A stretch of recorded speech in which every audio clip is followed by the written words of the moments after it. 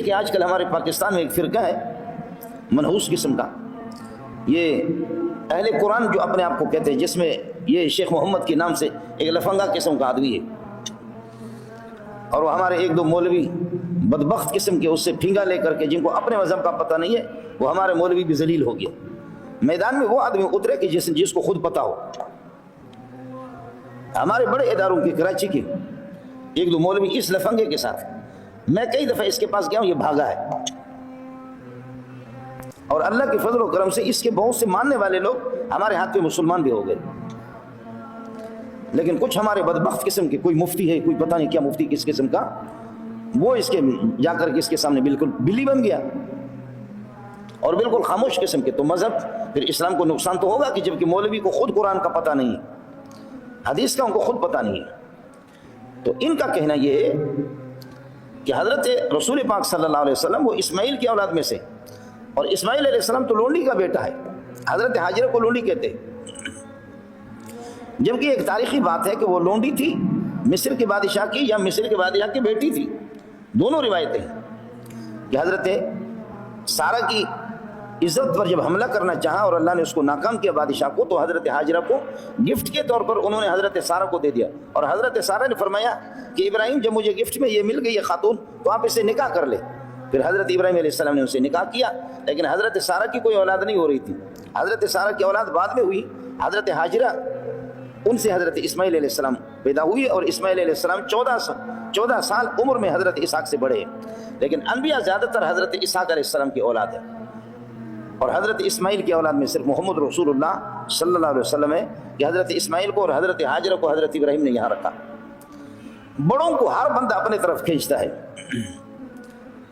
ہمارے یہاں بھی میں نے دیکھا بخدا بہت سے بدعتی قسم کے پیر ہیں، ایسے بدعتی سوائے اس کے کہ وہ ناک سے سانس نکالنے کے ان کو کچھ بھی پتہ نہیں ہے قرآن و سنت کا۔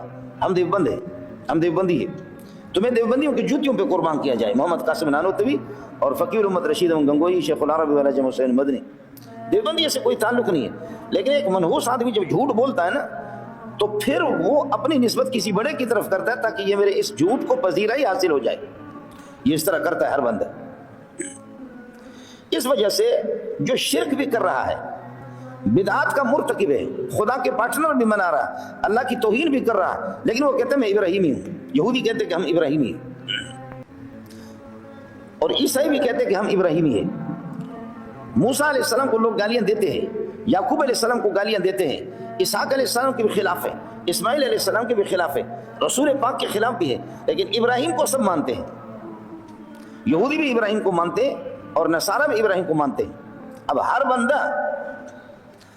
بندہ کھینچتا ہے کہ ابراہیم میرا، یہودی کہتے ہیں کہ ہمارا ہے، نصارہ کہتے ہیں کہ ہمارا ہے، اور ہم لوگ مسلمان کہتے ہیں کہ ہمارے۔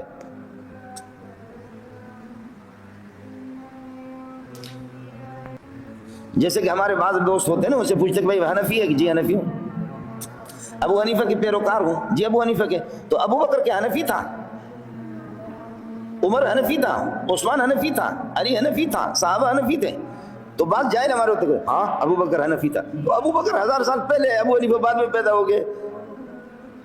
ابو بکر پہلے ہے، ابو حنیفہ بعد میں ہے، تو ابو بکر پہلے والا ابو حضرت ابو حنیفہ کا تابعدار کس طریقے پر ہوگا؟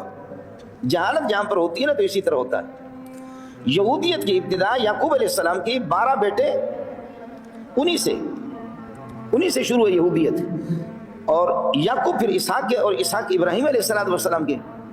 ابراہیم علیہ السلام بہت پہلے ہے، لیکن بعد کے یہودیت والی لعنت، جو یہودیت مذہب یہ کہہ رہے کہ ابراہیم ہمارا تھا، آپ کی یہودیت بعد میں شروع ہو گئی ہے، ابراہیم تو بہت پہلے تھے۔ عیسائی کہتے ہیں کہ ابراہیم ہمارا تھا، مسلمان کہتے ہیں کہ ابراہیم ہمارا تھا۔ قرآن نے بڑا اچھا فیصلہ کیا، قرآن نے کہا ما كان ابراہیم یہودیا ولا نصرانیا ولكن كان حنیفا مسلما۔ ابراہیم یہودی بھی نہیں تھا، نصرانی بھی نہیں تھا، ولكن كان حنیفا مسلما، وہ مسلمان تھا۔ واہ۔ وما كان من المشرکین، وہ مشرک نہیں تھا، تم مشرک ہو دونوں۔ آپ عزیر کو اللہ کا بیٹا مانتے ہیں یہودی، اور نصارہ عیسیٰ علیہ السلام کو اللہ کا بیٹا مانتے ہیں۔ وقالت اليهود عزير ابن الله وقالت النصارى المسيح ابن الله۔ اور ایک دوسرے پر لعنتیں بھی، تمہارے نبیوں نے خود تم پر لعنت کی ہے، بدبختوں، تم یہودی ہو ملعون، یہودی ملعون ہو. تو یہ ملعون ابراہیم آپ میں سے کس طرح ہو گیا؟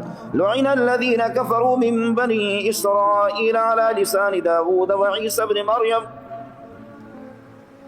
بنی اسرائیل یہودی، ان پر لعنت ہے، علی لسان داود وعیسی ابن مریم. عیسیٰ بھی ان پہ لعنت بھیجتا ہے، داؤد علیہ السلام ان کا نبی ہے، وہ بھی ان پہ لعنت بھیجتا ہے. تو تم تو ہو ملعون اپنے نبیوں کے، جو تمہارے یہودیوں کے انبیاء ہیں وہ خود تمہیں لعنتیں بھیج رہے، اور تم اتنے منحوس ہو کہہ بھی رہے ہو کہ ابراہیم ہمارا ہے. ما كان ابراہیم یہودیا ولا نصرانیا ولكن كان حنیفا مسلما. وہ یہودی نہیں تھے، نصرانی نہیں تھے، وہ مسلمان تھا. وما كان من المشرکین، مشرک نہیں تھا. ان اولى الناس بابراہیم الذین اتبعوه وهذا النبی. ابراہیم سے قریب وہ انسان ہوگا، ابراہیمی وہ شمار ہوگا کہ الذین اتبعوه، جو ابراہیم کی پیروی کریں گے. ابراہیم کا جو پیروی کرے گا وہی اس کا ہوگا. نواز شریف کی پیروی کرے گا مسلم لیگی ہوگا، شہباز شریف کی پیروی کرے گا مسلم لیگی ہوگا، اور ہمارے زرداری امیر المومنین کی پیروی کرے گا وہ پیپل پارٹی والا ہوگا. فضل الرحمن کے پیچھے اس کی پیروی کرے گا وہ ہوگا. یہ تو نہیں ہوگا کہ پیپل پارٹی والا جو فضل الرحمن کو نہیں مانتا پھر بھی وہ جمعیت کا ہو، ایسا تو نہیں ہوگا. جو جس کی پیروی کرتا ہے وہ اسی کی جماعت میں سے شمار ہوگا. ان اولى الناس بابراہیم الذین اتبعوه وهذا النبی. جو ابراہیم کی پیروی کریں گے. تم لوگ ابراہیم کی پیروی کہاں کرتے ہو؟ ابراہیم پکا موحد تھا، تم پکے مشرک ہو. پیروی کہاں سے ہوئی؟ ابراہیم پکا موحد تھا، پوری دنیا کو لات مار دی، ٹھکرا دیا اس نے. توحید کی وجہ سے کبھی اس کو آگ میں پھینکا جا رہا ہے، کبھی اللہ آپ کا بھلا کرے عراق سے آپ کو نکلنے پر، ہجرت پر مجبور کیا جا رہا فلسطین، فلسطین سے پھر وہاں بھی حالات ٹھیک نہیں، مصر، اور مصر میں وہ غدار زانی قسم کا بادشاہ، اس کی گرفت میں اماں جی پر، اماں سارا پر حملہ کرے، پھر وہاں سے ہجرت کر کے واپس فلسطین آ جائے، پھر فلسطین سے حکم ہو جائے کہ چلو مسجد حرام کی طرف، مکہ کی طرف چلو، ایک بیوی ادھر رکھو اور دوسرا ادھر رکھو. آپ حضرات خیال کریں، زیادہ شادی نہ کریں، مسئلہ مشکل ہوگا. ان اول الناس بابراہیم الذین اتبعوه وهذا النبی. یہ نبی اس کا پیروکار ہے محمد رسول اللہ. اس لیے رسول پاک صلی اللہ علیہ وسلم فرماتے تھے انا دعوت ابی ابراہیم علیہ السلام، میں اپنے ابا ابراہیم علیہ السلام کی دعاؤں کا نتیجہ ہوں. ابا نے دعا کی کہ اللہ مجھے ایسا بیٹا دے دے، ایسا بیٹے دے دے، یتلو علیہم آیاتک، جو آپ کے آیات کی تلاوت کر کے لوگوں کو سنائیں، آیت توحید کو اور آیت مبدأ اور معاد کو، اللہ کی صفات کو.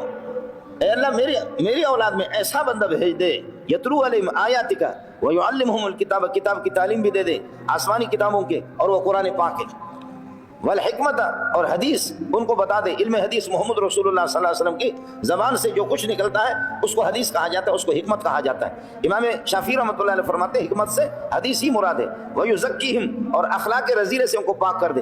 تو اخلاق رذیلہ کیا ہے؟ ماں اور بہن کی فرق جن کے یہاں نہیں تھا، پھوپھی خالہ کا فرق بھی نہیں تھا، بیٹیوں کو بھی ذبح کرتے تھے.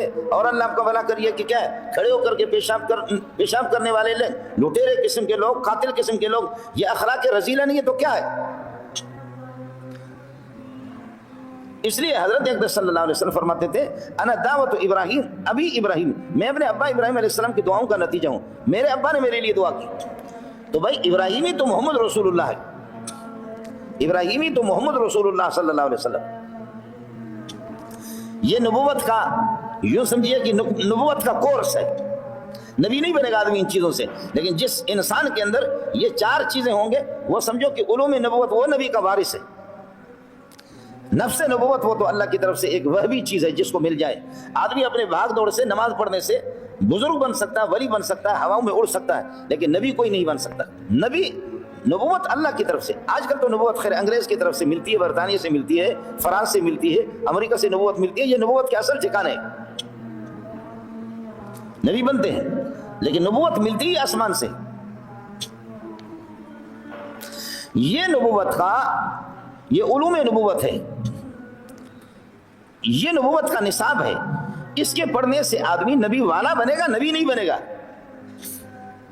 اس نصاب کو پڑھنے سے، پڑھانے سے نبی والا بنے گا، نبی کا وارث بنے گا، نبی نہیں بنے گا.